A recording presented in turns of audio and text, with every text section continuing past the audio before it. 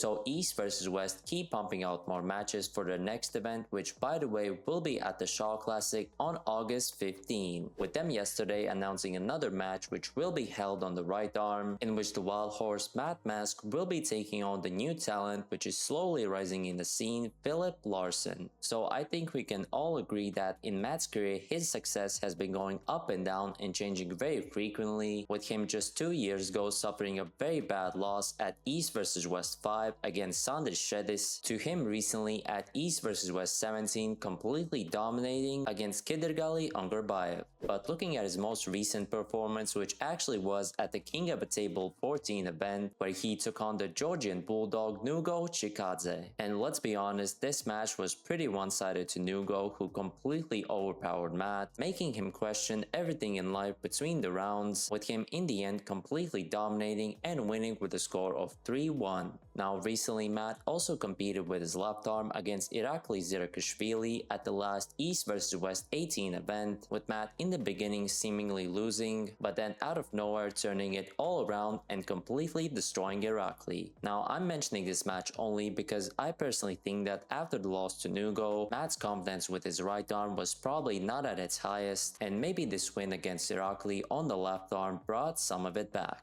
Now let's turn to Filip, who actually is kind of a beginner in a sense, since he has been arm wrestling only around 2 years. But within these 2 years, he actually has had some pretty impressive wins, with one of them being against Brad Grundy around 6 months ago at the East vs West Challenger Series, where he definitely surprised Brad, with him at one point almost flipping him over the table, and overall being very dominant in that match, ending up winning with a score of 3-0. Now a little fun fact about this match is that Matt Mask himself was also actually there, and in this video here you can actually see him in the crowd filming and most likely rooting for Brad. Now talking about Filip's last performance, which actually was at the Mac 3 event around 3 months ago, where he faced Rick Heiderbeck in the super match, and honestly was super impressive since he basically overpowered Rick in almost every single round and honestly showed a very calm demeanor all through the match. So yeah, I personally think that this match might be a lot closer than it seems at first. I think Filip has a lot of power and a pretty good table IQ, so I wouldn't be that surprised if he somehow wins pretty dominantly. But anyways, I want to know what you think about this matchup. Was Nugo Chikadze just a slip up for Matt, or is Filip really the future?